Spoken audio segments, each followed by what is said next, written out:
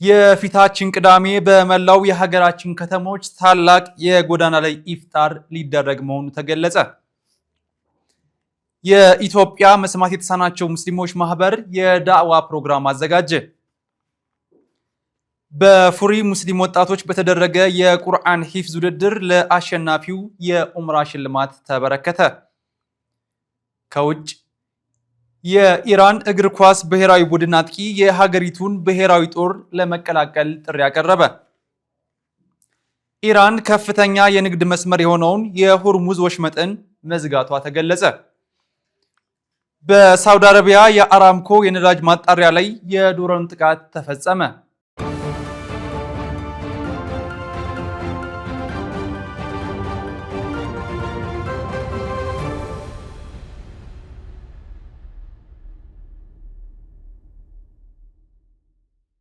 አሰላሙ አለይኩም ወራህመቱላሂ ወበረካቱ። ከሀገር ውስጥና ከውጭ ምንጮች የተገኙ ኢስላማዊ መረጃዎችን ወደ እናንተ የምናደርስበት ሀሩን መረጃችን ተጀምሯል። ከመረጃዎቹ ጋር አቲድ ሐሚድ ነኝ። አብራችሁን ቆዩ። መሳጅዶችን ከቴክኖሎጂ ጋር በማዋሃድ ታሪካቸውን ለትውልድ ማሻገር እንደሚገባ ተገለጸ። ብርቱካን ሶፍትዌር ሶሉሽን በንፋስ ስልክ ላፍቶ ክፍለ ከተማ ለሚገኘው አረፋ ሁለገብ መስጂድ ዌብሳይት በነፃ በማበልጸግ በትናንትናው ዕለት ለመስጂዱ አስረክቧል።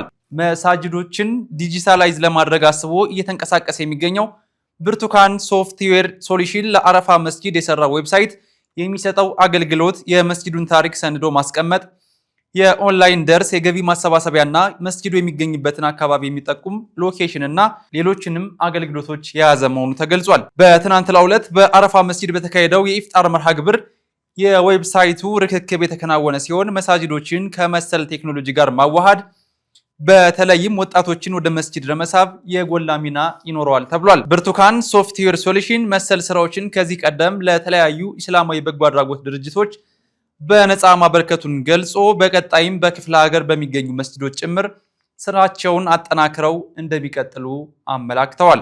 በኡስታዝ አብዱልፈታህ ሙስጠፋ የሚመራው አልአማና ሁበል አይታም ወልመሳኪን አብዱልፈታህ ፋውንዴሽን ከ2000 ለሚበልጡ መሳኪኖች የረመዳን አስቤዛ ድጋፍ አከናወነ። የቲም ከሳቀ ዓለም ይስቃል በሚል መሪ ሐሳብ አልአማና ሁበል አይታም ወልመሳኪን አብዱልፈታህ ፋውንዴሽን ከስለኔ የሴቶች አቅም ግንባታና የበጎ አድራጎት ድርጅት ከላታህዘን የቲም ሐበሻና ስማቸው እንዳይጠቀስ ከፈለጉ ግለሰቦች ጋር በመተባበር ለ2000 በላይ መሳኪኖች በ8 ዙር የሚከፋፈል የአስቤዛ ድጋፍ አድርጓል። በተጨማሪም ስሙ እንዳይጠቀስ ከሚፈልግ አንድ በጎ አድራጊ የተገኘ 1 ሚሊዮን ብር ለ1000 ሰዎች የገንዘብ ድጋፍ መደረጉም ነው የተገለጸው። የፋውንዴሽኑ መስራች ዋና ስራ አስኪያጅ ኡስታዝ አብዱልፈታህ ሙስጠፋ እንደተናገሩት ፋውንዴሽኑ የረመዳን ድጋፍ ከማድረግ ባለፈ በርካታ የቲሞችን በመንከባከብ ላይ ይገኛል። ድርጅቱ በቅርቡ 1000 የቲሞችን መያዝ የሚችል የመንከባከቢያ ማዕከል ግንባታ የመሰረተ ድንጋይ እንደሚያስቀምጥና በመጪው የኢድ አልፈጥር በዓል ለ1700 የቲሞችና መሳኪኖች ሙሉ ልብስ ለማልበስ እቅድ እንዳለውና አህለል ኸይሮች ይህንን ተግባር እንዲያግዙ ጥሪ አቅርቧል። ኡስታዝ አብዱልፈታህ አክለውም የአንድ የቲም ዓመታዊ ወጪ 72000 ብር መሆኑን በመጥቀስ በዓለም ዙሪያ የሚገኙ በጎ አድራጊዎች ይህንን ወጪ በመሸፈን የኸይር ስራው ተካፋይ እንዲሆኑም ጥሪ አቅርበዋል። ፋውንዴሽኑን በገንዘብ ለመደገፍ የሚሹ ሁሉ በሁሉም የባንኮች የተከፈተውን 5060 አጭር የሂሳብ ቁጥር መጠቀም እንደሚችሉ ተገልጿል። አግማስ ኢትዮጵያ የአብሮነት ኢፍጣር መርሃ ግብሩን አካሄደ። አግማስ ኢትዮጵያ የበጎ አድራጎት ድርጅት የአብሮነት ኢፍጣር መርሃ ግብሩን በትናንትናው ዕለት በአዲስ አበባ ከተማ አካሂዷል። አግማስ ኢትዮጵያ የበጎ አድራጎት ድርጅት ከተመሰረተ 4 ዓመታትን ያስቆጠረ ሲሆን ትኩረቱን በድርቅና በጦርነት የተፈናቀሉ ሰዎችን በመጠለያ ካምፖች በመሄድ የአስቤዛ ድጋፍና የተለያዩ የበጎ አድራጎት ስራዎች ሲሰራ መቆየቱን የድርጅቱ ስራ አስኪያጅ አብዱሰላም ሺፋህ ተገልጸዋል። አግማስ ኢትዮጵያ በእስካሁን ቆይታው ከ130 ሺህ በላይ ሰዎች የተለያዩ ድጋፎችን ማድረጉንም አክለዋል። በወሎና አካባቢው በ300 ሺህ በላይ ተፈናቃዮች እንዳሉ የተገለጸ ሲሆን አግማስ ኢትዮጵያ ተፈናቃዮችን ወደ ቀያቸው ለመመለስና ስራ የሚጀምሩበትን ሁኔታ ለማመቻቸት የተለያዩ ፕሮጀክቶችን ቀርጾ እየሰራ እንደሚገኝና ለዚህ ዓላማ መሳካትም ሁሉም የበኩሉን ድርሻ እንዲወጣ ጥሪ ቀርቧል። በፉሪ ሙስሊም ወጣቶች ተማሪዎች መካከል በተደረገ የቁርአን ውድድር አሸናፊ ለሆነው ተወዳዳሪ የኡምራ ሽልማት ተበረከተለት። የፉሪ ሙስሊም ተማሪዎች ጀማዓ ከሱሩር ኢስላሚክ አሶሲዬሽን ጋር በመተባበር ያዘጋጀው የፍለጋ 3 የቁርአን ውድድር ፍጻሜውን አግኝቷል። የረመዳን ብርሃን በሚል መሪ ቃል በተካሄደው በዚህ የውድድር ላይ 6 ትምህርት ቤቶችን የወከሉ የቁርአን ሐፊዞች የቀረቡ ሲሆን የነፍራህ ትምህርት ቤት ተወካይ የሆነው ቃሪ መርጃን ፈይሰል አሸናፊ በመሆን የኡምራ ሽልማት ተበርክቶለታል። በዕለቱ የሸገር መጅሊስና የፉሪ ክፍለ ከተማ መጅሊስ ከፍተኛ አመራሮች ተገኝተው ባደረጉት ንግግር እንዲህ ያሉ የቁርአን ውድድሮች በስፋት ሊደራጁ እንደሚገባ ገልጸዋል። ወጣቶቹ ከሱስና ከአልባሌ ተግባራት ርቀው በኢስላማዊ ሴቶች መታነጻቸውንም አድንቀዋል። መጅሊሱ መሰል የወጣቶች ተግባራትን ለመደገፍ ከጎናቸው እንደሚቆምም ቃል ገብተዋል። ከቁርአን ውድድሩ በተጨማሪ በረመዳን ወር ለተቸገሩ ወገኖች የአስቤዛ ድጋፍ ለማድረግና መሳኪኖችን ለማስፈጠር በተደረገ የኢንፋቅ ቻሌንጅ የሰደቃ ውድድር ነፍራህ አካዳሚ አንደኛ ሲወጣ የበካ ትምህርት ቤት ደግሞ ሁለተኛ በመውጣት ሽልማት ተበርክቶላቸዋል። አማን አምባ የልማትና መረዳጃ ማህበር ከአባላትና ደጋፊዎቹ ጋር የኢፍጣር መርሃ ግብር አካሄደ። ትኩረቱን ዑለሞችና ሐሪማዎችን በማጠናከር ላይ አድርጎ የሚሰራው አማን አምባ የልማትና የመረዳጃ ማህበር ዓመታዊ የኢፍጣር መርሃ ግብር በትናንትናው ዕለት በቢላሉ ሐበሺ አዳራሽ አካሂዷል። መርሃ ግብሩ ላይ የአማን አምባ የልማትና መረዳጃ ማህበር አመራሮች፣ ደጋፊዎችና አባላት እንዲሁም ጥሪ የተደረገላቸው የክብር እንግዶች ተገኝተዋል። ማህበሩ ባሳለፍነው የበጀት ዓመት ያከናወነው የሲራ ሪፖርት የቀረበ ሲሆን በወሎ የተለያዩ አካባቢዎች የ8 ሐሪማዎች ግንባታና ጥገና ማከናወኑን ተገልጿል። እንዲሁም 4 የመሻይኾች መኖሪያ ቤት መገንባቱ የተገለጸ ሲሆን ማህበሩ በአጠቃላይ 51 ሐሪማዎችንና 14 የመሻይኽ ቤቶችን ግንባታ እስካሁን ጉዞ ማከናወኑን ተመላክቷል። አማን አምባ የልማትና የመረዳጃ ማህበር መሻይኾችን በጊዜያዊነትና በቋሚነት የመደገፍ ስራ እየሰራ እንደሚገኝም ተገልጿል። አማን አምባ የልማትና መረዳጃ ማህበር ድርጅት በገጠር የሚገኙ ዑለሞችና መሻይኾች በተመለከተ ትኩረት አድርጎ የሚሰራ ሲሆን ላለፉት 12 ዓመታት አባላትና ደጋፊዎችን በማስተባበር ከፍተኛ ስራ ሲሰራ መቆየቱ ተገልጿል።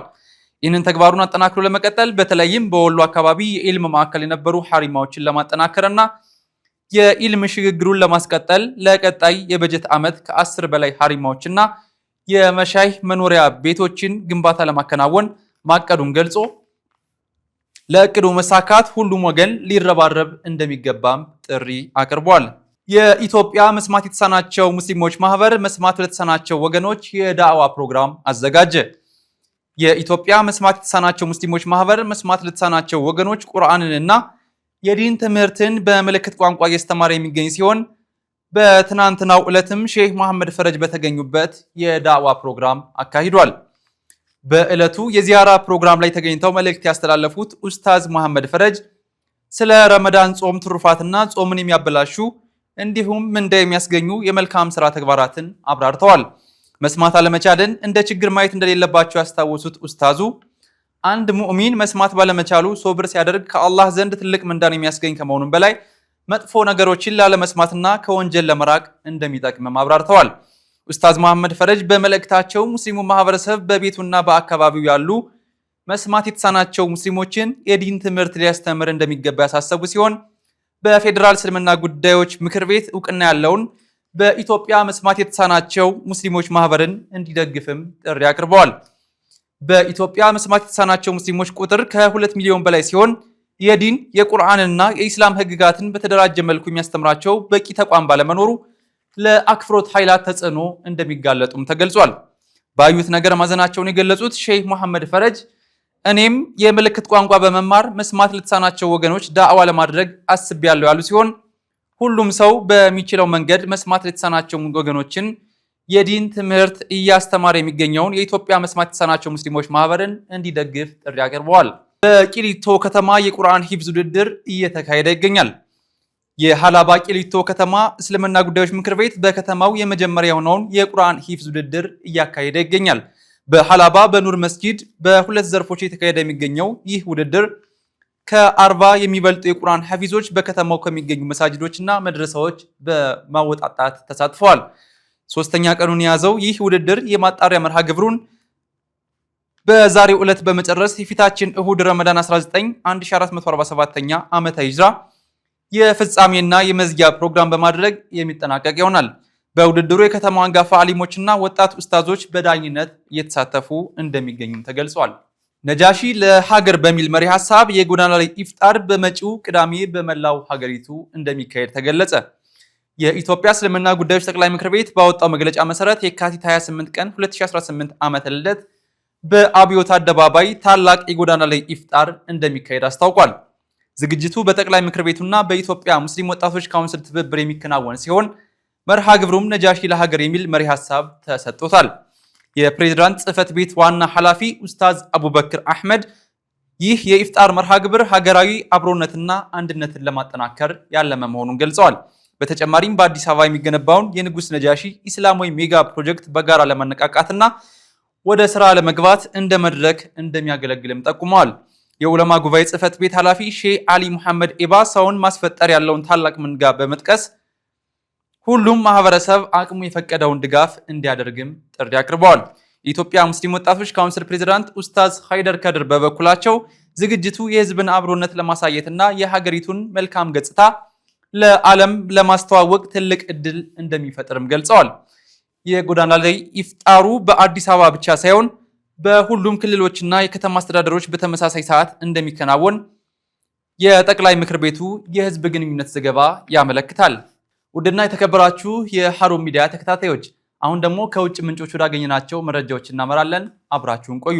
አሜሪካ የጦር ጄቶች በኩዌት መከስከሳቸውን የሀገሪቱ መከላከያ ሚኒስቴር አስታወቀ። በመካከለኛው ምስራቅ ያለው ውጥረት እጅግ በበረታበት በዚህ ወቅት ትናንት ማለዳ ወደ ኩዌት በመጓዝ ላይ የነበሩ በርከት ያሉ የአሜሪካ የጦር ጄቶች መከስከሳቸውን የኩዌት መከላከያ ሚኒስቴር አስታውቋል። ክስተቱ በአሜሪካ በኢራንና በእስራኤል መካከል ያለውን ግጭት ወደ ቀጠናው ሀገራት ሊስፋፋ ይችላል በሚል ከፍተኛ ስጋት ባለበት ሰዓት መከሰቱ ሁኔታውን ይበልጥ አሳሳቢ አድርጎታል። ይሁን እንጂ አውሮፕላኖቹ የተከሰከሱት በቴክኒክ ብልሽት ይሁን ወይም በተሰነዘረባቸው ጥቃት እስካሁን በይፋ የታወቀ ነገር የለም። በአደጋው ወቅት በአውሮፕላኖቹን ውስጥ የነበሩ አብራሪዎች ላይ የህይወት መጥፋት ሳይደርስ ለሕክምና ወደ ሆስፒታል መወሰዳቸውን የገለጸው የኩዌት መከላከያ ሚኒስቴር ስለ ክስተቱ ዝርዝር ሁኔታ ከአሜሪካ ወታደራዊ ኃላፊዎች ጋር እየተነጋገረ መሆኑንና የምርመራውን ውጤትም ወደፊት ይፋ እንደሚያደርግ አስታውቋል። የኢራን እግር ኳስ ብሔራዊ ቡድን አምበል የሀገሪቱን ጦር ሊቀላቀል መሆኑን ገለጸ።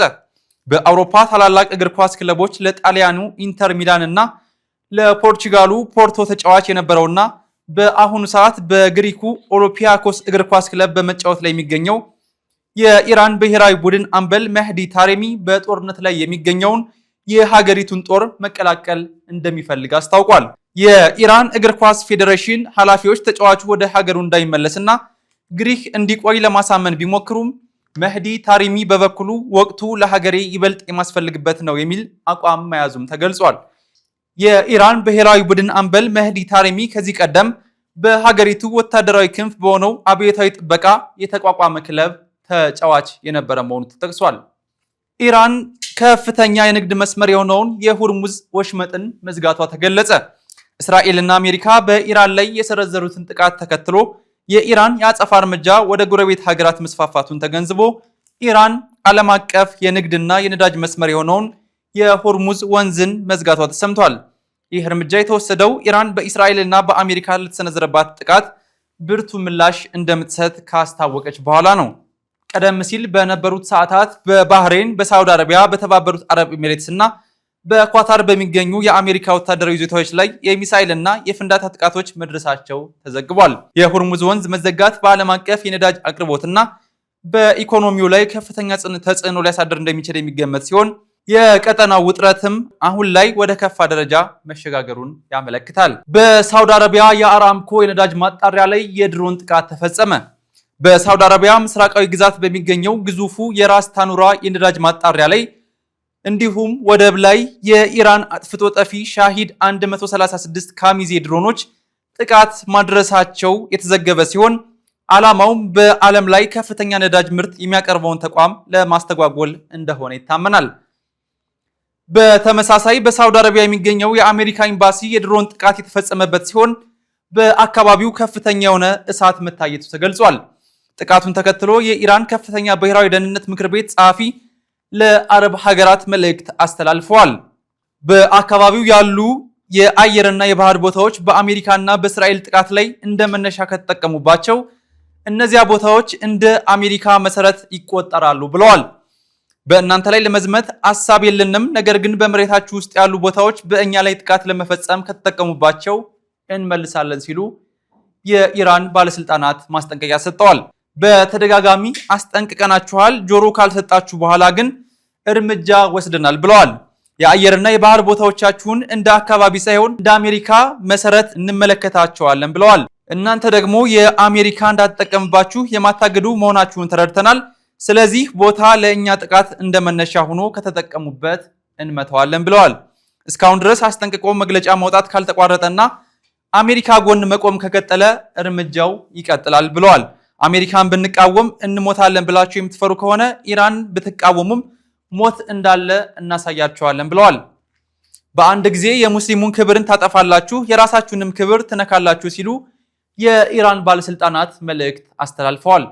ራችሁ የሃሩን ሚዲያ ተከታታዮች የዛሬው ሃሩን መረጃችን የተከታተላችሁትን ይመስል ነበር። ከመረጃዎቹ ጋር አቲድ ሐሚድ ከካሜራ ባለሙያው ከድር ስሌማን ጋር ነበርን። በሌላ የመረጃ ሰዓት እስከምንገናኝ ወሰላሙ አለይኩም ወራህመቱላሂ ወበረካቱ።